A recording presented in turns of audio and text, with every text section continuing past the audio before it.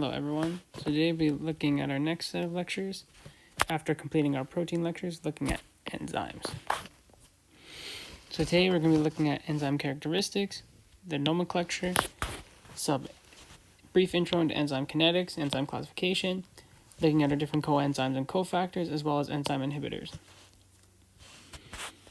So first we're looking at enzyme characteristics. So first of all, enzymes are considered catalysts.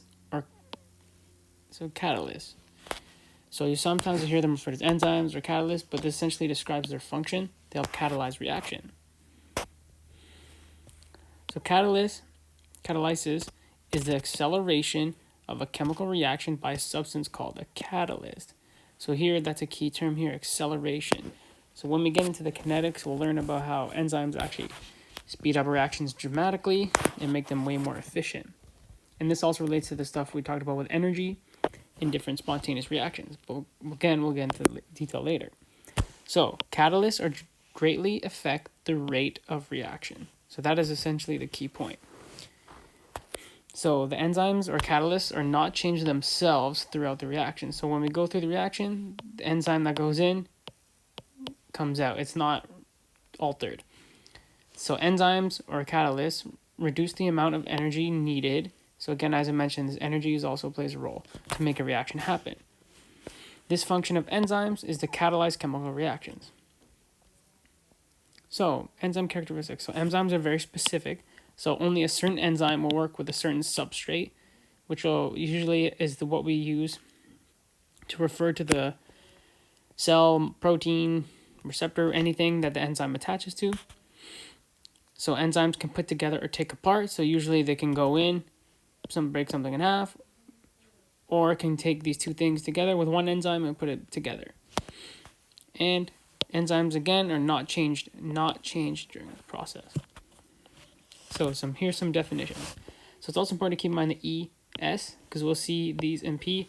As you can see here, we'll use them in different kinds of equations in this sense. So an enzyme. An enzyme is a protein that catalyzes a chemical reaction, while the substrate is the molecule upon which the enzyme acts. The active site is the region of the substrate that the enzyme interacts with.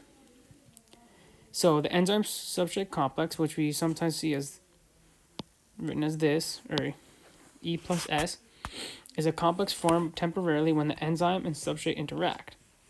So enzyme and substrate. The product, or P, is the molecule formed by the reaction between the enzyme and substrate.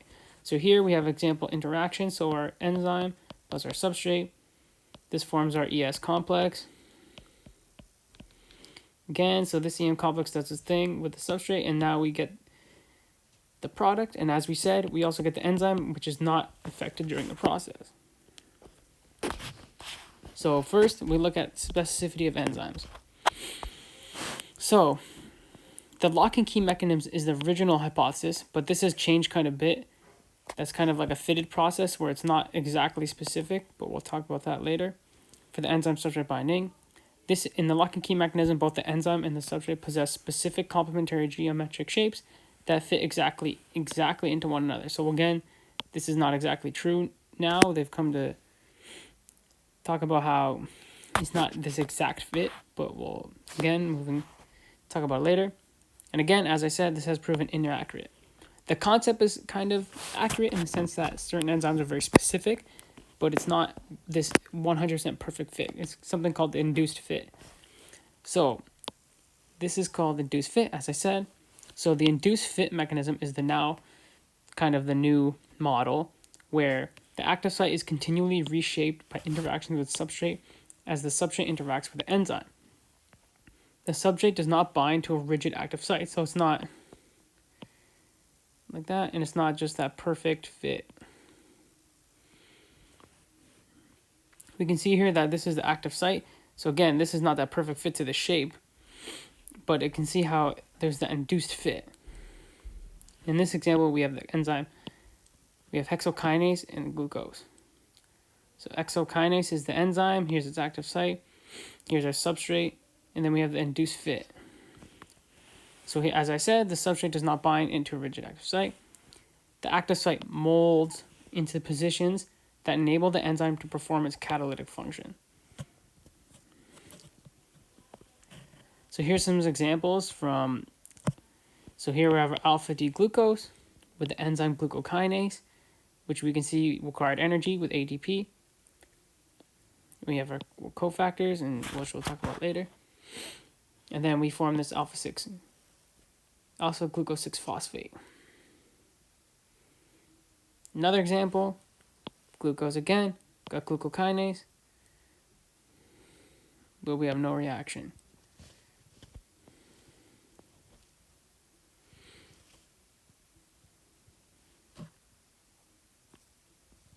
So enzymes can put together or take apart. So here's just some examples. So most cases where we put together with an enzyme, we use a condensation reaction, where the product equals S1, substrate 1 and substrate 2 become combined with a complex. So here, the enzyme with our two substrates, 1 and 2, where we have a condensation reaction, this forms our enzyme substrate complex, and then again, we get our enzyme and product. And then here we can see both substrates are combined in this enzyme to form the complex. So when we take apart, for example, in a hydrolysis reaction, the substrate equals part 1 and part 2. So these are the parts of the original substrate. So essentially the opposite of this reaction up here. So we have our enzyme and the substrate with different parts. This forms our complex. Then we get our enzyme and the two different parts. As we said, the enzyme is not changed by the process. So enzymes react with one or more substrates to form intermediates that subsequently give rise to the final reaction product. In this process, we have the regenerating of the catalyst. So the enzyme does get changed during the process, but since it is regenerated, the overall process does not change. So again, we have our enzyme plus our substrates. We have our complex, another substrate, then we have our complex 1 and 2. Then we have our enzyme and product, breaking down, and our enzyme again. We get the same enzyme. We can see here that it does change to EP, so it's actually changing form, but it's reformed, as it says here, regenerating the catalyst. So the enzyme reacts with both products S1 and S2 independently to form two enzyme substrate complexes. So just an example here, so lactase is an enzyme that catalyzes the breakdown of lactose into glucose and galactose. During the course of this reaction, what three events occur? So we have our lactase enzyme. So this lactase enzyme binds to the active site on a lactose. This forms the enzyme substrate complex with lactase and lactose. And this causes the molding or induced fit. Then we have our chemical reaction and our product formation. So this is when we have our enzyme and product. And then we have the release of the products, where these are split into enzyme and product, where we have our enzyme is regenerated. So here's just a quick example, but we'll look at different types of this figure as we move through. So here we have our free energy and our progress of reaction. So important here to look at enzyme catalyzed reaction and a non-catalyzed reaction. So we can look at here that kind of free energy and activation energy is so much higher. We can see the huge difference in the energy needed as well as the time. So in a non-catalyzed reaction, we need way more energy, and therefore it takes longer. And we can see here the activation energies are much lower in catalyzed reactions. So here we can see the free energy need is much lower, and then it's more spontaneous, and we get the product. So the advantages of enzyme catalysis. So by using enzymes, and by lowering the activation energy, there is a very large increase in the rate of reaction. So again, we talked about the speed. A very small reduction in the activation energy, as we saw in the figure, can increase the rate of reaction by a factor of 10 to the 6. So that's a massive difference. And especially if you think about all these processes that are vital to our life that need to happen at every second of our life. In our mitochondria is producing energy, in our hearts, in our etc. We need this stuff to be fast. And the specificity of enzymes allows the reaction to be very tightly controlled. So different enzymes are not going to interfere with each other and cause issues. It's a very structured process and very specific to allow for highly efficient activity. So now we're going to look at some different enzyme nomenclature. So the first strategy when tackling nomenclature is adding the stuff as ACE. So the example we had before was lactase compared to the normal lactose. So essentially here we have lactose, lactase enzyme added in as our enzyme. And then again, we get our galactose and glucose broken down, and then we'll have our enzyme as well. So another strategy, so as we said, we can add the stuff as ACE to the reaction being catalyzed. So in this example, we have here, we see reaction of dehydrogenation. So here we can see the H, moving the hydrogen, of an alcohol. So the enzyme is alcohol dehydrogenase. So we see a lot of these, like for example, there's hexokinase, we saw the other earlier. Example, glucokinase, but we'll talk about kinase, which is involved in phosphorylation, but we'll get with phosphates. But so we see in this example we had a dehydrogenation, so that's where we get that dehydrogenase. And then here you use alcohol as what is being dehydrogenated. So just to check here, so what are some two possible names for the enzyme that catalyzes the following reaction? So we go from maltose plus hydrolysis reaction to maltase hydrolysis. So if we had maltose here in water, forming glucose to glucose, so we have a hydrolysis reaction and a maltase enzyme, or a maltose. We can use our ACE as well as the second strategy where we have hydrolase, where we have hydrolysis and the ACE as well. So what would be the name if the enzyme weren't specific to maltose but rather disaccharide? So it would be disaccharide hydrolase. So you see these different nomenclatures throughout many different reactions, pretty much everything you can think of. And just keep that in mind. It's good to know the kind of foundation of where the names come from. So kinetics. So what are kinetics? So kinetics are the study of the rate of reaction in a chemical reaction. Factors that affect kinetics include the nature of the reactants, so some react faster than others, the phase of reactants, so is it solid, liquid, or gas, the reactants themselves, the temperature, so we talked about energy and how increased temperature would speed the reactions and stuff like that, free energy in the reaction, and as well as the enzymes or the catalysts, which we talked about that can increase reactions 10 to the 6th. So again, enzyme kinetics is the study of reaction rates in enzyme catalyzed reactions.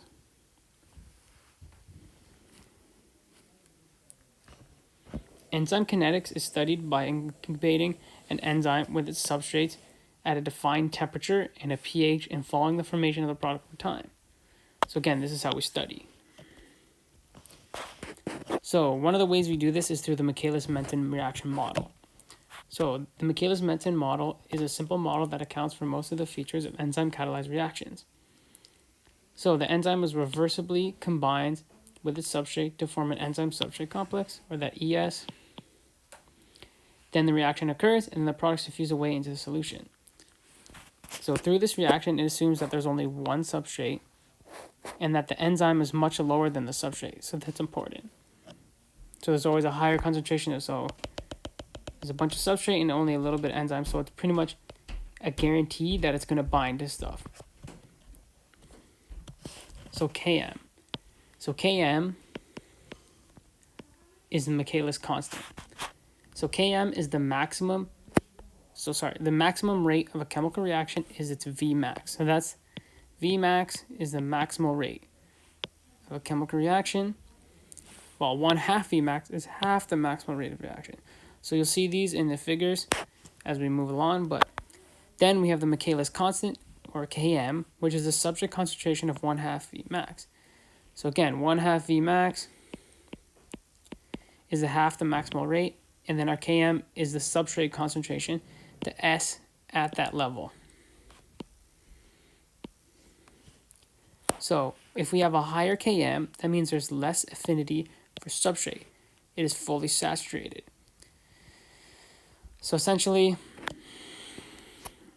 the substrate is already attached to enzymes, so these enzymes have nowhere to go.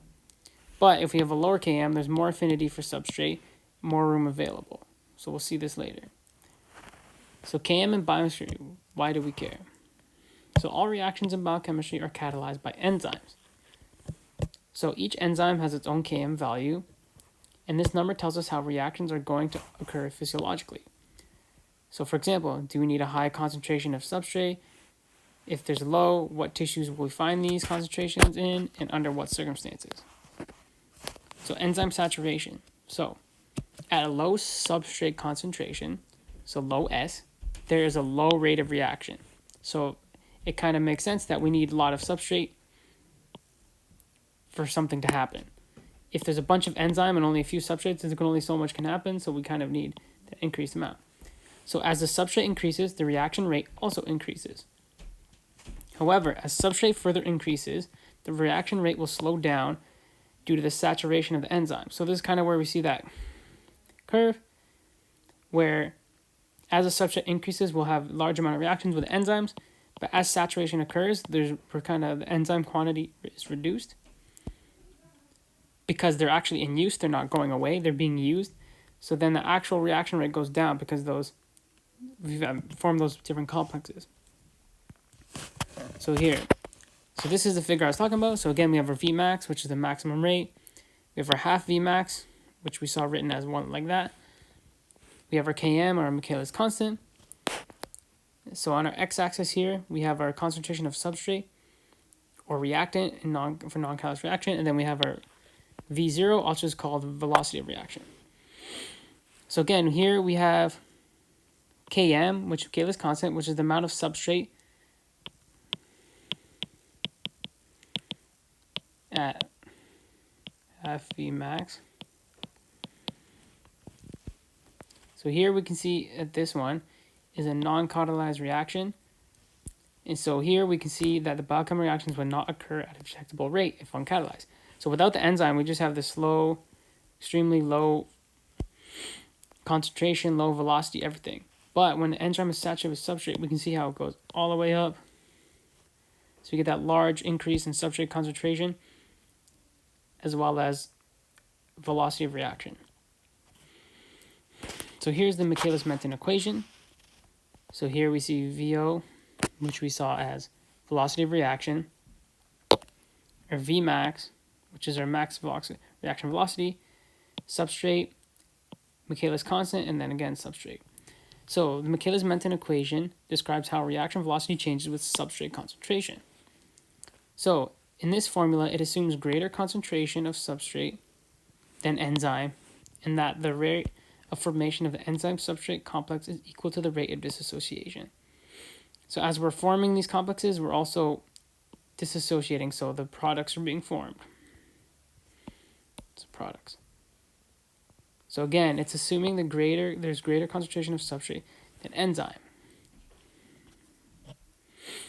So enzyme classification. So these are kind of broad classifications of different types of enzymes that have similar functions.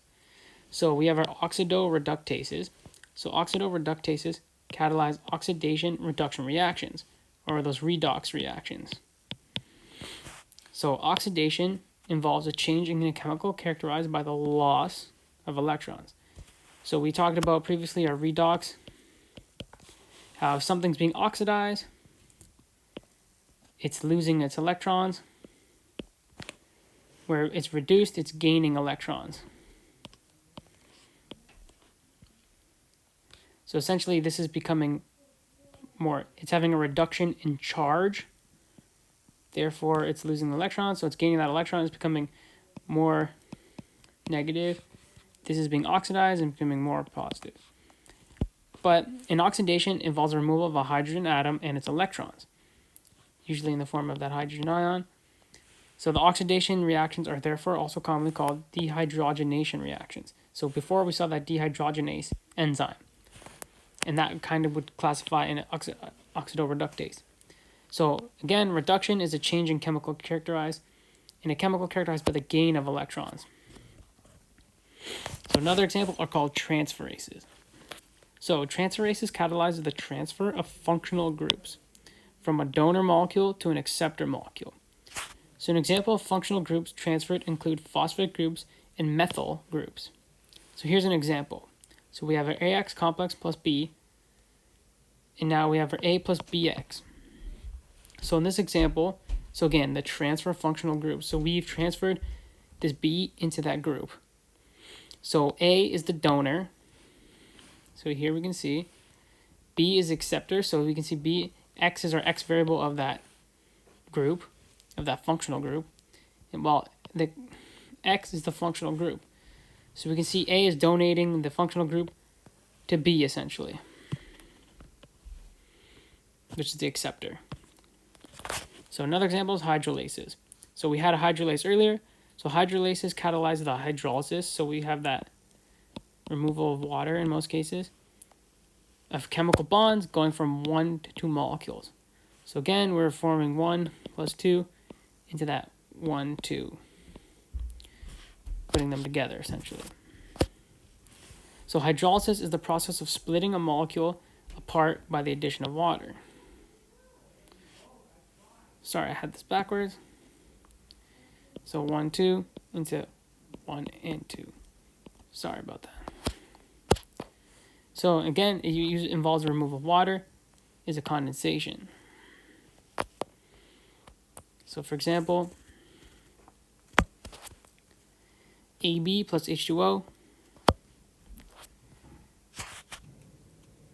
So again, we're going from 2 to 1. So we have that AB complex, we have the water, then we have A with the OH, where now we have B with the A, is associated with H. So ignore that, sorry. So then we have isomerases. So isomerases catalyze the interconversion of isomers. So interconversion of isomers.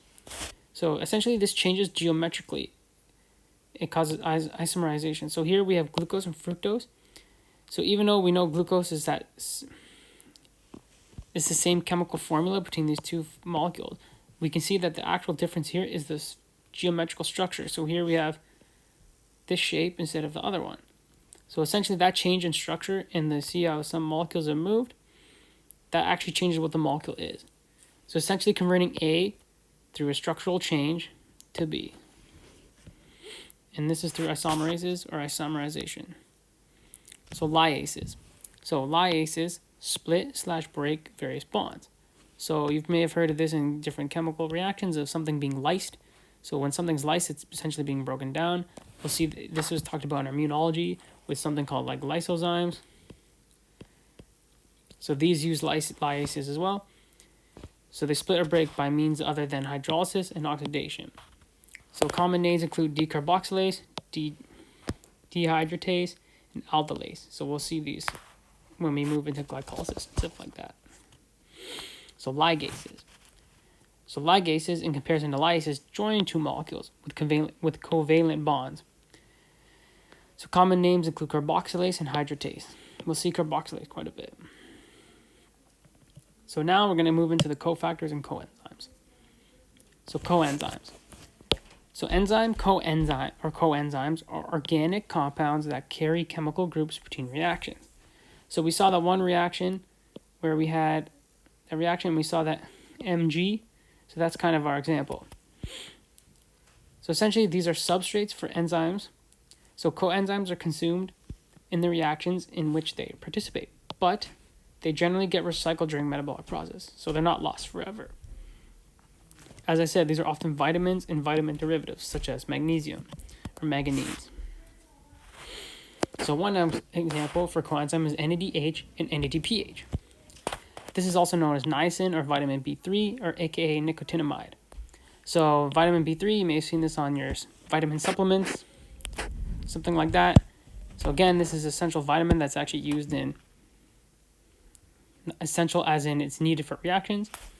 So here we go from our NAD, We have our NAD as well as our NADPH. And here's our niacin structure. So here we can see our NH2, our oxygen, and their structure. So here we can see how niacin is both attached to both these molecules and is needed. So again, we'll continue with that NADPH, NADH oxidation reduction. So these are involved in oxidized and redox reactions. So again, when it's oxidized, NAD plus becomes, we have NAD plus and NADP, NADP plus, and then reduced, we have NADH and NADPH. So when NAD is active in the oxidized form of NAD plus, NADPH is active in the reduced form of NADPH.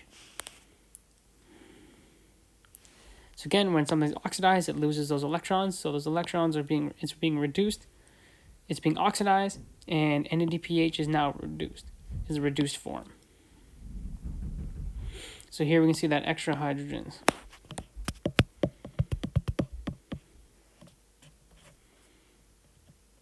So another example of coenzyme is FAD, or flavin adenine dinucleotide, or FAD. So in this example, we need riboflavin, which is vitamin B2. So here we can see the structure, and we see how this is connected to our FAD. Essentially, that's where we get that flavin component. Riboflavin is in flavin adenine dinucleotide. So again, FAD oxidation. So when oxidized, it's considered FAD. When reduced, FADH2. So FADH2 is active in the oxidized form of FAD, and FAD accepts 2 hydrogen atoms to become FADH2. Essentially, we can see here, 2 H atoms are added. So again, this is a reversible reaction, but we have our 2 hydrogen atoms, and this kind of counts for electrons being added. Again, we can see this, 2 H's being added. So another example, different from our coenzymes, are our cofactors. So the cofactors are inorganic non-proteins, or chemical proteins that bound tightly to an enzyme, unlike coenzymes, which are not bound. So again, coenzymes are not bound, but cofactors are bound. They are bound tightly, and is required for enzyme function. So unlike coenzymes, cofactors are not consumed in the reactions they participate in.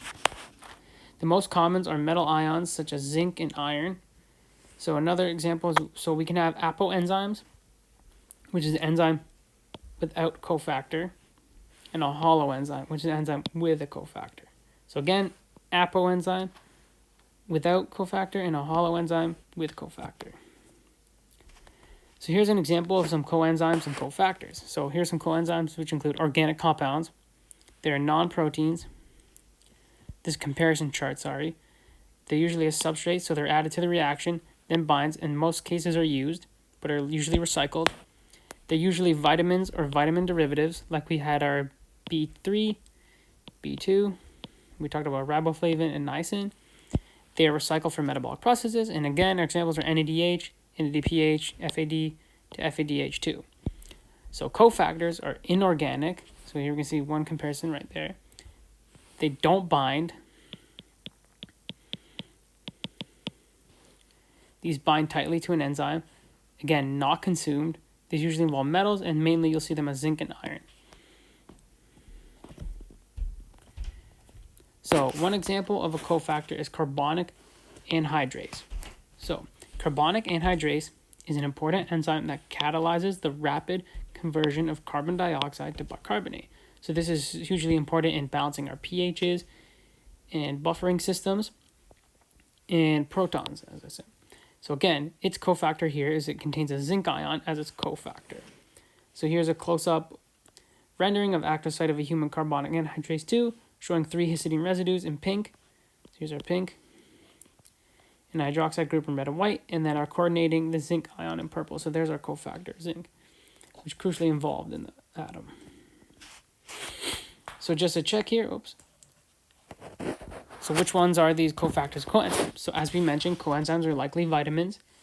So vitamin B3, which was our niacin, is a coenzyme, where vitamin B5, again, is a coenzyme. And we said our zincs, or our cofactors, tended to be metals, and this would include zinc and iron, And again, this is a cofactor.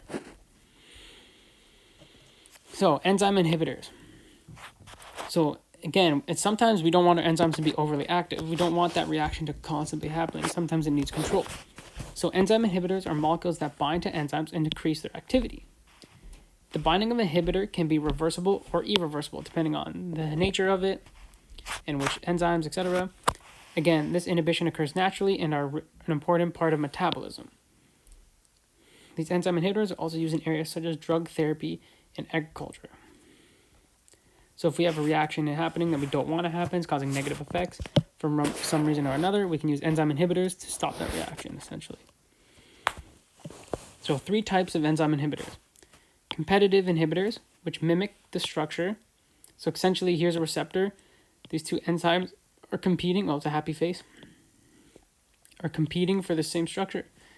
It turned out to be a face, I guess. But they're both competing for the structure. And whatever one has a higher binding affinity will kind of win. But different factors can determine which one wins. Again, they compete for binding to the active site. So this would be the active site. And the effectiveness depends on the affinities for the site, as I mentioned. We also have our non-competitive inhibitors, which bind at a site other than the active site. So here's our active site here. Here's our molecules. So essentially there can be a little pocket here, and then a non-competitive inhibitor can come bind in here. So this is just a part on it, and then it can essentially inhibit this enzyme, but it's not directly binding to the active site. Then we have uncompetitive inhibitors, which the inhibitor binds to the enzyme substrate complex only. So essentially we have our enzyme, our substrate comes in and binds, but then this comes in and stops it. So competitive inhibitors. So basically this is when an inhibitor closely resembles the chemical structure, again chemical structure, and the molecular geometry of the actual substrate itself. So this inhibitor will bind to the active site and prevent any substrate molecules from reacting with the enzyme. This is usually reversible if sufficient substrate molecules are available to ultimately displace the inhibitor. Hence, the competition between the inhibitor and substrate. So like I said, it's a battle between who wins between the stronger affinity. And if there's increasing amounts of substrate, these can eventually outpower, I guess, the inhibitor and then for binding. And the same goes for the competitive inhibitors as well. So non-competitive inhibition, or inhibitors. So these compounds do not need to resemble the chemical structure and molecular geometry of the substrate, as they do not bind to the active site. Do not bind. Because they have the strong binding of this inhibitor, it cannot be displaced by the addition of excess substrate, so it's irreversible. So non-competitive inhibition. So essentially they just decide to bind to that substrate, that enzyme, and just stop it from happening. And again, they have very strong bonding, so no matter how much substrate comes in, it will not be able to bind. And again, is irreversible. And this is non-competitive. So inhibition and enzyme kinetics. So competitive inhibitors, an increase in them means more substrate is needed. But competitive inhibitors have no effect on Vmax, so they won't change the ultimate speed of reaction. It just increases the amount of substrate concentration needed, but this doesn't change. In non-competitive inhibition, Vmax actually decreases, but has no effect on Km. But it doesn't change that Michaelis constant, so we usually see Km, which is at half Vmax, wherever that may be. So here's an example with no inhibition. We have the classic arc, which are with the same maximum reaction rate. Then with competitive inhibition, we can see we need more substrate. How we can see how here we got that bigger gap. We need more substrate. It's a different kind of angle. We can see that we go up at a different angle. Then here we have non-competitive inhibition where we lose that Vmax. So Vmax actually changes. And here you can see the maximum reaction rate with non-competitive inhibition. So an example of classical competitive inhibitors include ethanol and methanol. So here's a methanol and ethanol structures. So ethanol is a grain alcohol and methanol is a wood alcohol. Both these alcohols are metabolized by alcohol dehydrogenase, which is here. We can see here, alcohol dehydrogenase. And interestingly, methanol is poisonous. So treatment for methanol poisoning is administration of ethanol, which is a competitive inhibitor for ADH, which is alcohol dehydrogenase. This can be seen in alcohol poisoning where they, like I said, they're administered to treat it through competitive inhibition. So enzymes with pH and temperature. So optimal enzyme function. Enzymes are not capable of functioning in all conditions. So each enzyme will have a certain range of parameters, including temperature and pH, in which it will function optimally. So when we look at anatomy and physiology, we'll see that certain enzymes will function in our stomach. This is my bad stomach. And then we have our small intestine starting. So enzymes that work here in the stomach, as soon as they transfer over into that higher pH, or more basic pH in the intestine, they become inactivated, and vice versa. Because we don't want those very acidic enzymes such as pepsin, which degrades proteins and certain things like that, to come into the intestine and still work because they could attack our own structures. For example, this occurs in the pancreas as well, where certain enzymes are released into the ducts, but they don't want to attack the pancreas. So certain enzymes and pHs and temperatures will affect where each is active. And again, these correlate with a particular tissue, as I mentioned, so the stomach, pancreas, intestines, etc., in which they are found. So again, like the stomach, some compartments will be more acidic while others will be more basic. Temperature generally does not change between tissues, but we see an increase in temperature during fever, and during fever, this can increase enzyme activity and kind of help our immune system, so their reactions occur faster. And on the contrary, a lot of enzymes for bacteria and stuff like that will function worse at high temperature. So again, the effect of temperature on enzyme activity. So the rate activity of most enzymes increases with increasing temperature until a temperature is reached at which the proteins begin to denature. So again, it's essentially just saying that as we increase the temperature, reactions occur, but we reach essentially like that boiling point, per se, where it's like, okay, this is just too hot and the proteins become dysfunctional. So again, we hear a maximum rate, and then it's too hot now, and then they become dysfunctional over that around 35 degrees. And again, we talk about the body a lot of times being 35.5 or so degrees. That's the optimal temperature. So we see that's getting close to that temperature. So as you can see, if we have for example, when we have heat stroke or heat exhaustion, we can see our body temperature starts to increase beyond this, and then we can have a huge decrease in the enzymatic rate, and this can actually be fatal, and it actually cause organ failure and different stuff because stuff won't work, essentially, as we have that heat stroke, because our body temperature can get quite hot. And same if you go for hypothermia and stuff like that. When it's too low, you lose that activity. So again, if our body temperatures, which is normally around here, dropped to like 10 degrees, it could be quite dangerous. And the same thing when it goes past that 40 degree plus, it's not a good time. We'll talk about that later as well in injury management. Sorry. So again, we talked about pH, so the effect of pH on enzyme activity. So as I mentioned, there's pepsin and trypsin. So these are two different enzymes. So as I talked about, pepsin is used for degrading proteins in digestion. But as the pH is decreased or increased, the nature of the various amino acid or amine groups on side chains is altered with the resulting changes in the overall shape structure of the enzyme. So again, pepsin is in the stomach with that low, very low acidity. So increased function at a pH around 2 in the stomach. As the contents move into the intestines, it becomes much more basic. And then other enzymes such as trypsin become way more active, where pepsin now does not work anymore. So it can't degrade proteins that it shouldn't. So summary. Enzymes are essential for accelerating the rate of reactions. They are specific and don't change state despite molding or that induced fit around the substrate, and again are regenerated to original form. So again, we go from the enzyme substrate complex to the enzyme and product. Enzyme kinetic is dependent on the substrate availability, or the Km, which is Michaelis constant, which is the substrate availability at 1/2 Vmax. There are multiple different enzyme classifications depending on the type of reaction it catalyzes. So we have our hydroxylases, oxidases, reductases, all those different ones we discussed. We have our coenzymes, which are mainly vitamins like niacin, B3, B4, B5. Or we have cofactors, such as our metal, which are usually iron and zinc. And enzymes are influenced by different cellular conditions, especially temperature and pH. And again, when we go into anatomy, we'll talk quite a bit about pH and the different functions. And we'll also talk about different pH balance, how when we have alkalosis or acidosis, how these different functions can change.